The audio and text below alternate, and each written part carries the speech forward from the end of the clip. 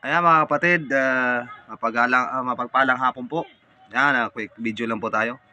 Pang reels lang. Ayan guys, ibigay ko sa inyo ang susi sa panghiling at susi sa protection. Yan.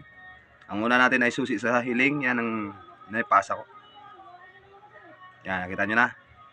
At ang susi sa protection. Yan, Yahweh Tsuri, di ba?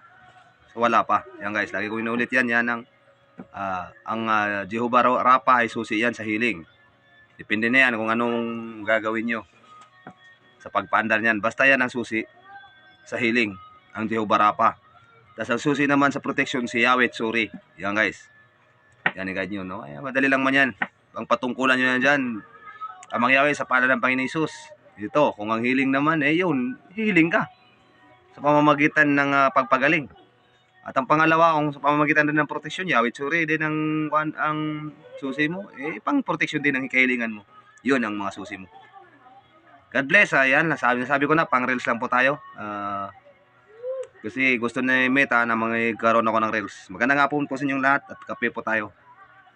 Bye guys, see you.